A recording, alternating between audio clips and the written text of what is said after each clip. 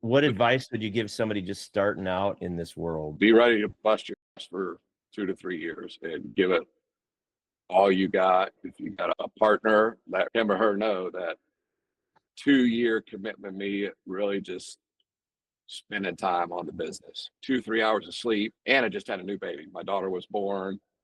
My now ex-wife was she was about to leave me back then, but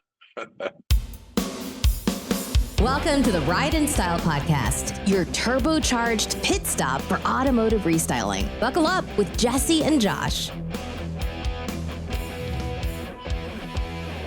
Welcome, everybody, to another episode of the Ride and Style Podcast. Today, we have a fantastic guest, Josh Ullrich of Restylers Aftermarket Specialists out of Florida. And Josh, thank you very much for being with us. How are you today?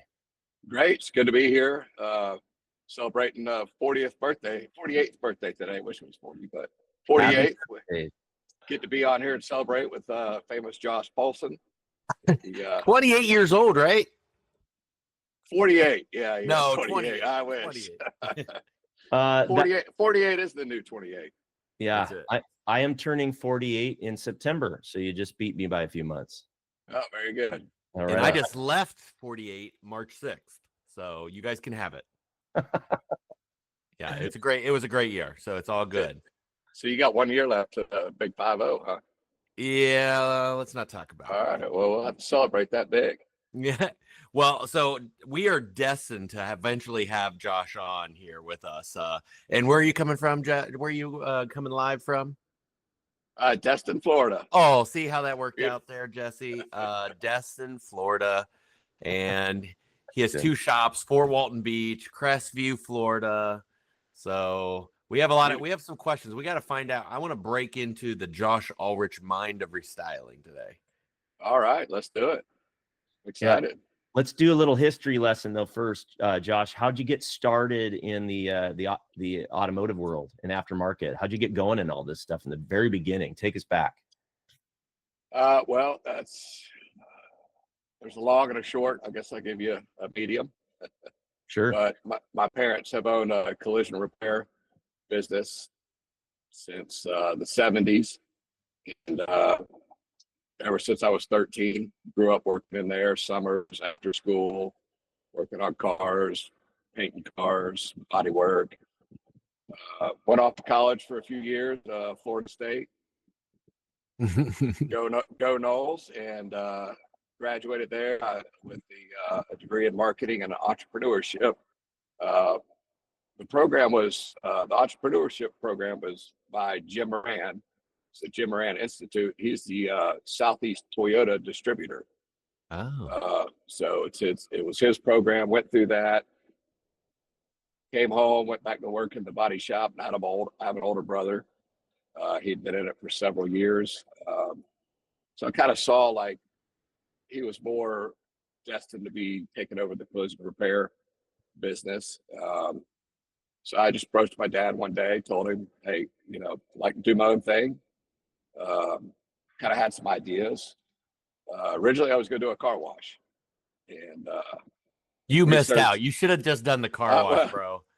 It was going to be full service. Now okay. they're all, vacuum, just run it through, vacuum yourself. But and the reason why it's gone that way is I talked to several people in the industry, went to things like SEMA events, their conventions, talked to a lot of owners, traveled the country, talked to owners of car washes, and they said, don't do it. Don't do it. Labor, it's heavily labor intensive. You spend $1 million on the equipment to wash your car, but you still got to wash the car before when it goes through and then when it comes out. So scratch that idea.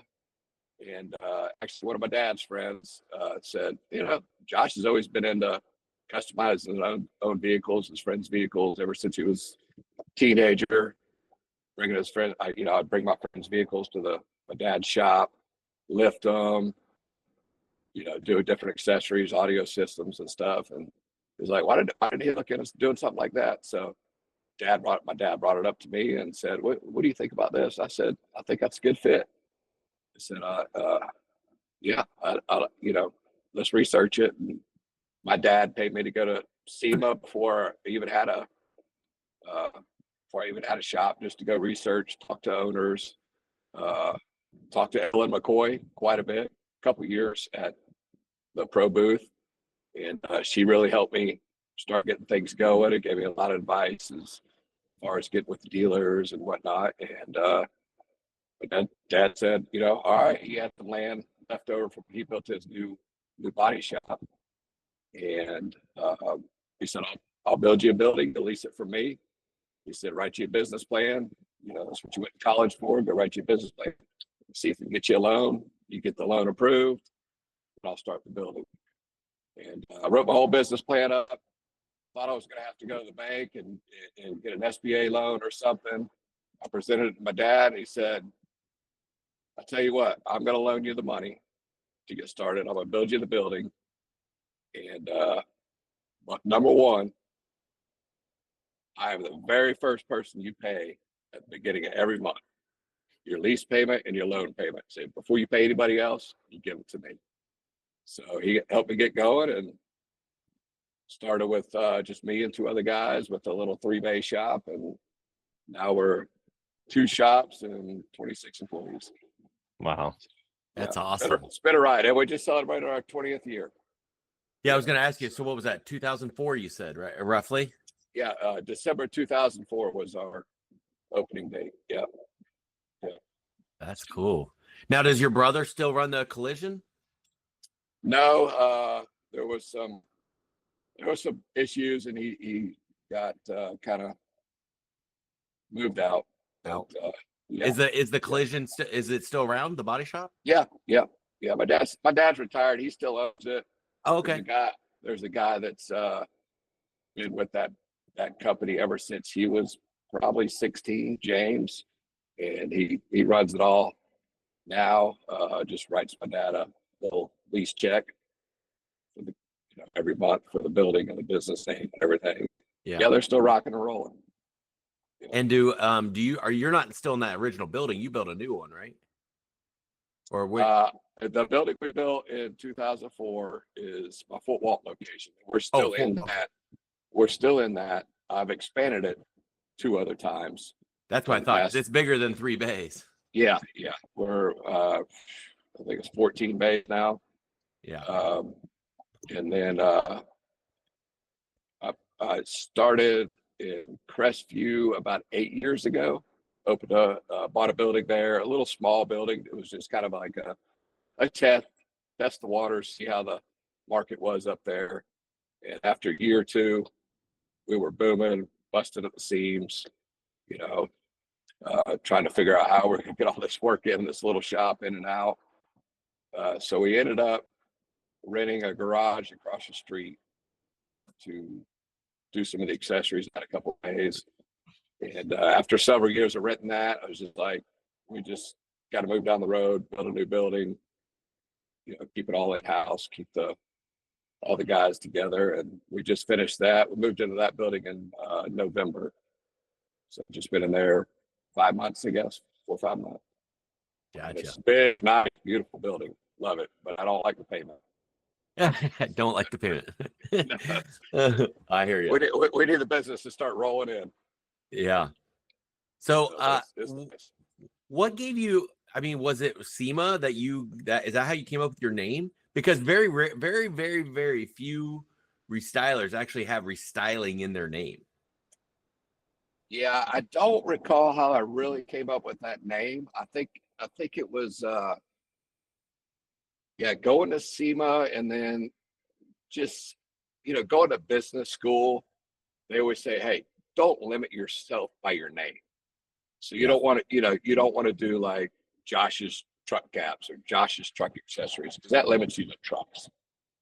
And I really thought on the name a lot. I was like, going to SEMA and everything, and seeing the restyling hall and everything. It's like, I think it should be something like Restylers, but nobody knows how to spell it. We say Restylers, they don't. It's like, in fact, if you Google it, it takes you to SEMA's website. For years, we got called Wrestlers. I'm gonna go get my truck lifted at Wrestlers. Yeah. Did I need to put an apostrophe at the end? I don't know. But yeah, I think that was just coming from like business school and just learning like don't limit yourself to your name. And when I originally started, the tuner market was huge. Yeah. And coming from the body shop, I had the capabilities of putting on the tuner car body kits and all that stuff, which was absolute garbage. Never fit, took you so long to do. And quickly after doing that for a year, quickly pivoted to more truck accessories and still did the tuner market stuff, but being in the southeast here, trucks are king. Yeah. Yeah, that's your bread and butter. That's where you make your money. But occasionally we still get a little tuner car in now and again, but it's not a market anymore. There's not down here. Yeah. My son's got a little tuner car. We did all that for him, a little Toyota 86, little body kit and airbags, and he likes all that stuff. He loves it. It's a great little car, perfect for his 16, 17-year-old. Yeah. Perfect. Yeah, it's been a lot of fun. We just change with the times. It's all about evolving. 20 years, seems like every 6-7 years you got to evolve and change. Kind of go with what's popular, what's booming. Diesels were 10 years ago, that was a huge market. All the black smoke and wanting them things to be race a Porsche. So Yeah. but you can't do that anymore. EPA is said EPA, and we totally support SEMA. We don't do that anymore. No, well, we don't. In case Karen or Spags is listening. Go ahead, Right. Jesse. So tell us now then what your focus is now. What do you guys find is what are the top sellers? What are you guys focusing on? And are the shops different? Like you specialize here and there, or how does all that work? Yeah, I mean the shops do pretty much similar. Everything's pretty much the same. What we do see in different locations, like our Crestview location is little lower income, so they typically want a cheaper tire or a cheaper wheel or cheaper lift kit or something like that. Full Walton, because we get a lot of the Destin market, they're willing to pay for the good stuff. So we do a lot more audio in our Crestview location. It's real popular up there.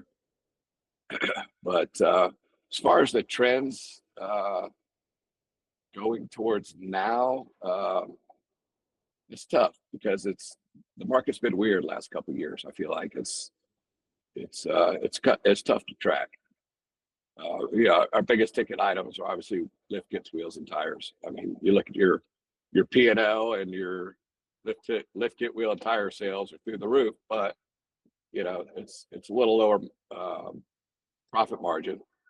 But window tint, spray and bed liners, and just general truck accessories, they're huge too. But it's not as high of a ticket item, so you don't see it on your profit and losses as a big sale, but you see more profit in them. Mm-hmm.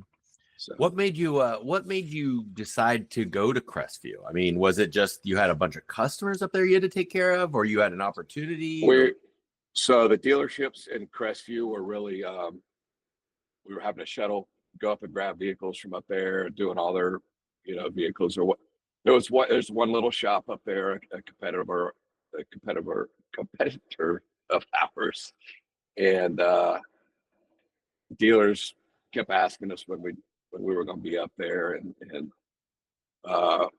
another truck accessory shop in Fort Walton had started up years after we started up in Fort Walton, and they made it maybe 3-4 years, all brand new equipment and everything. They called me up one day, said they were shutting down, don't want to buy anything.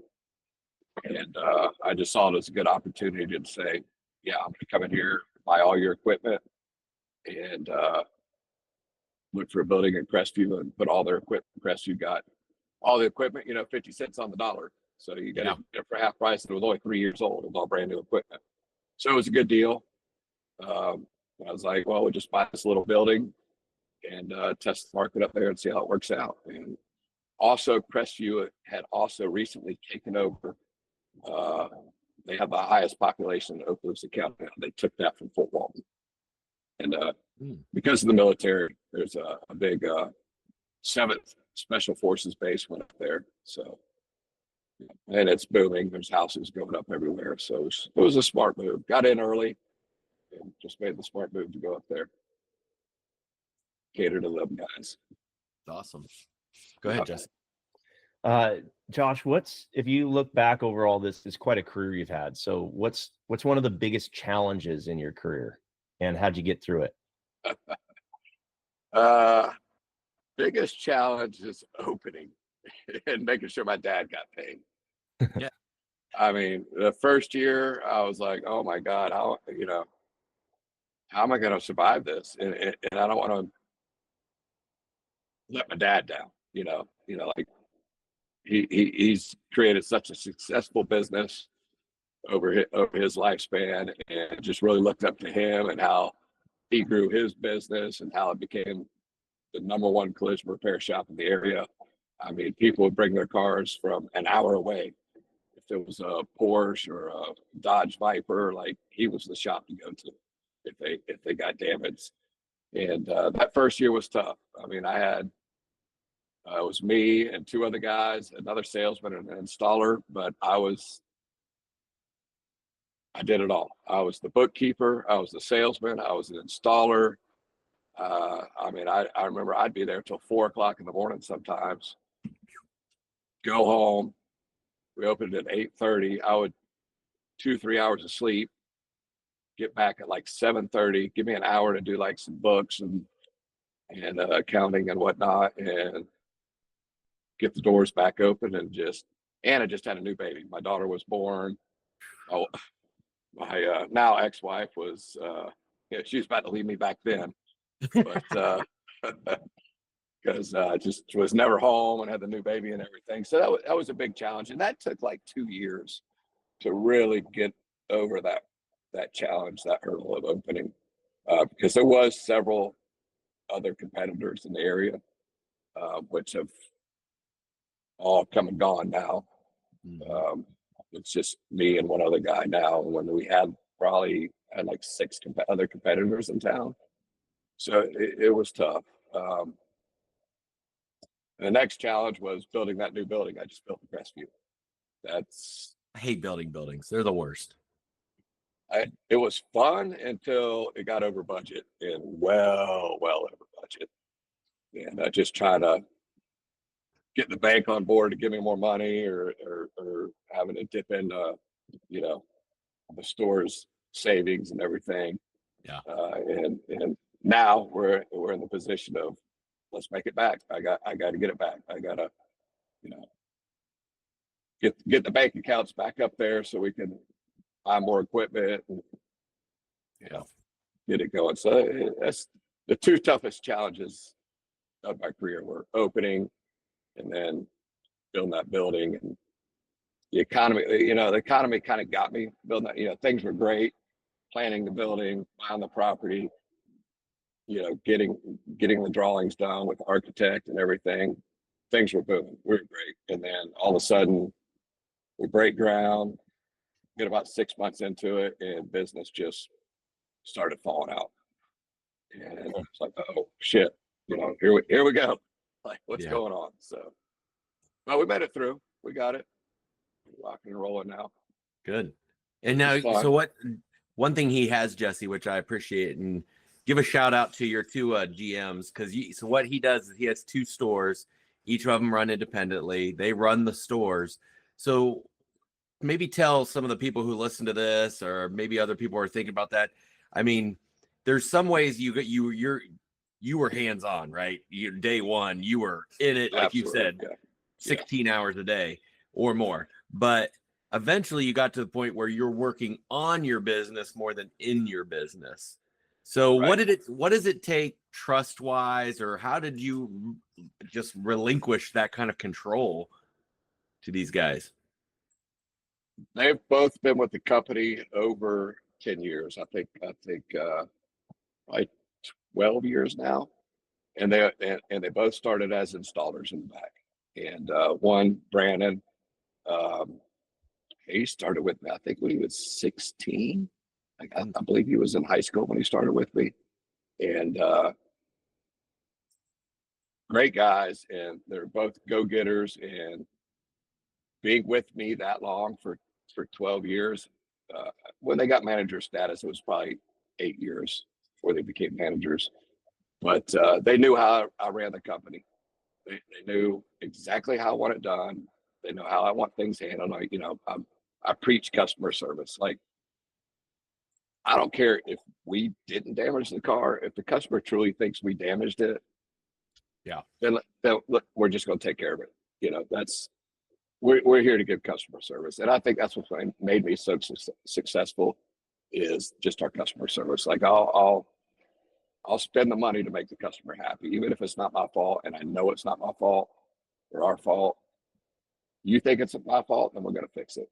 So I instilled that in them, and just kind of, they were installers for several years, and then, they both wanted growth in the company, so moved them up to sales, trained them personally on selling, right by my side, because I was still selling at the time. And so they knew how I sold, knew how I did things, knew how I interacted with the customers.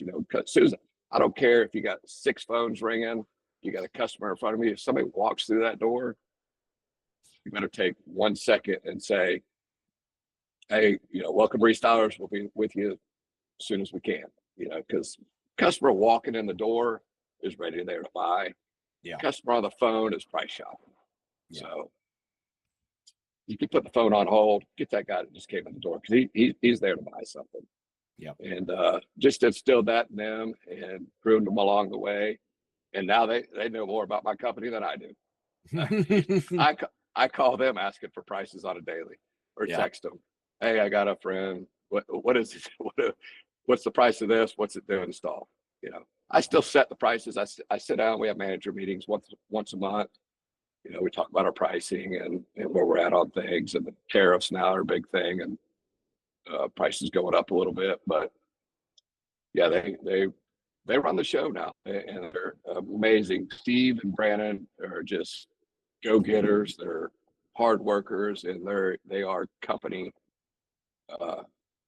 guys. They're not going anywhere. One of the guys had a job opportunity with a wheel distributor, because they interact with him daily, and they know how he is and how he talks to people, and they tried to bring him on board, and he liked the money they were offering, but he loves Restylers, and just committed to me. And he came out and told me, and said, I'm Restylers' family, and I want to stay here, and I want to help grow this company. So that's a perfect example, Jesse, of, and we've talked about this before with other people, of, if you're the owner or you're the main general manager or whatever like that, and everything has to go through you because you're like a control freak or whatever, it's like a funnel.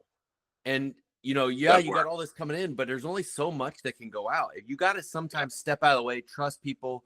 And I'm sure even if you what you train those guys with, they may not do everything the way you would do it, but that's okay. It's still getting done. It doesn't always mean our way's the best way, as long as it gets done and it makes sense.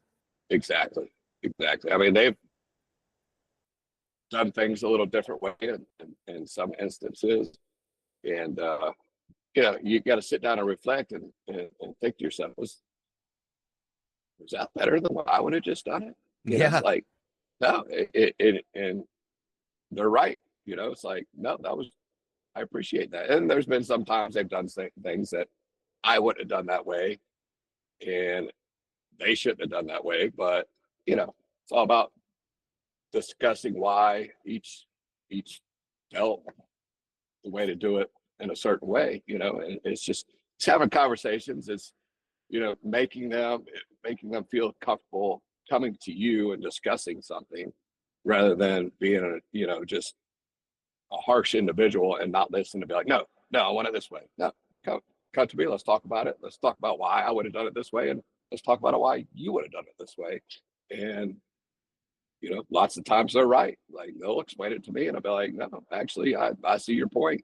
That's great. And then I'll explain my side and they're, oh, okay. Yeah, no, I do see why you would have done it that way. So it's just communication, and that's what helps employees grow. It's just not being harsh to them and being an open book and just discussing things and, not parading all the time, Josh, what excites you most about the future of the business or the industry? Like, what are you most excited about and looking forward to? Retirement. Nice. Yeah. Well, let's see. What are you gonna do in retirement? Oh, get a condo at Destin, Florida. Oh, wait. I got it. Are you gonna have Josh Polson down on the boat? Oh, wait, we're gonna do that already. So yeah, let's go. Gotta get you guys down. Got to come and see the beautiful white beaches and the pearl green water we got here. It's I love it. Amazing. Destin's beautiful. I love it.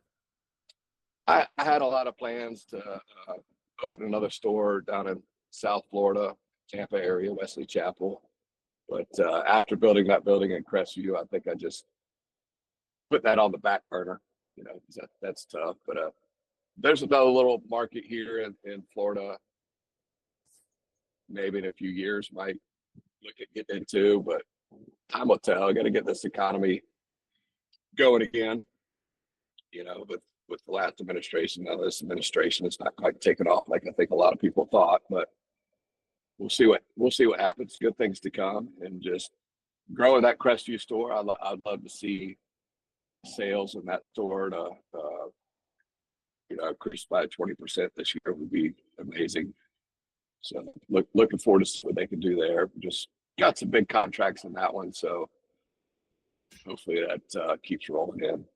What's the challenge right now besides sales? I mean, is it techs? Is it salespeople? Is it getting product? Is it keeping control of expenses?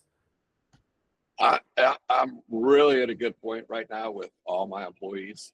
Some of the best guys we've ever had. I mean, my sales staff in both locations, they're absolutely amazing. It's best sales staff I've ever had. Customers love them. They're very personable. So that's going good. Installers, Fort Walton's got a great crew.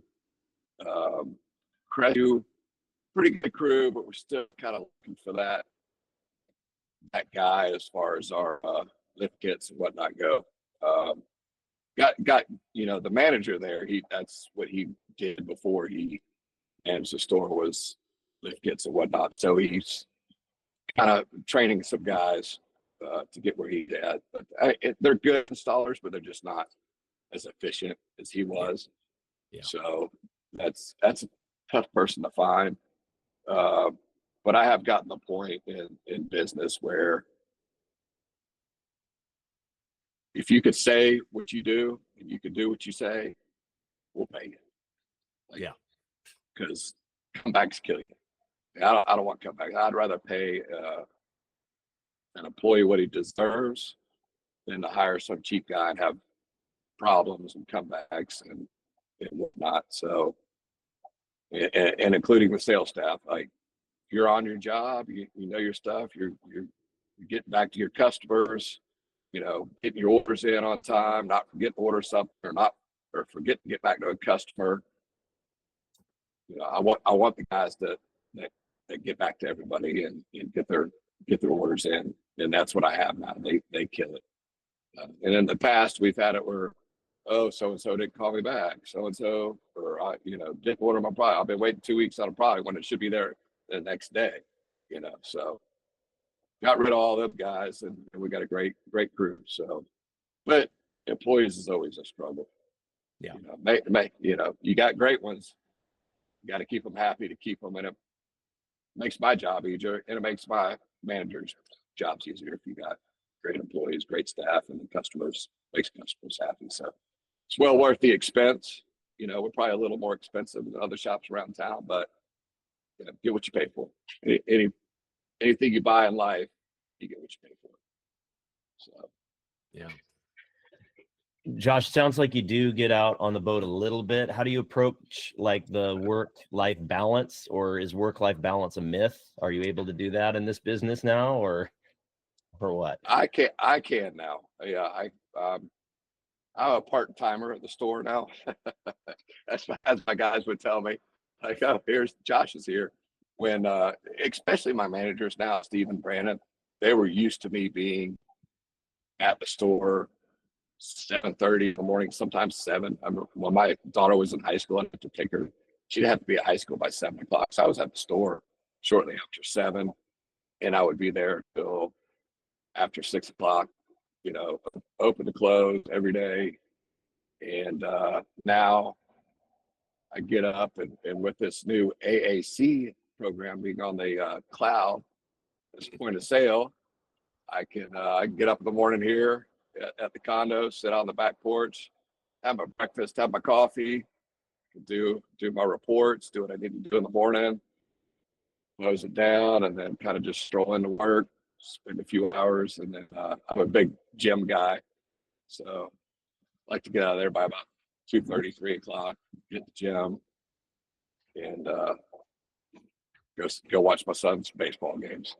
So That sounds pretty good. it's a good balance now, and it's because I have the 2 managers. Like if I didn't have them, I would have to get back to full time, Right. just to groom a new manager or something like that. But and I have guys that can take their position, but wouldn't be as good as them. They're great guys, and they could eventually be as good as them. But What advice would you give somebody just starting out in this world? Like maybe, back when you were getting going and showing up to SEMA bright-eyed, and what advice would you give somebody new to the business?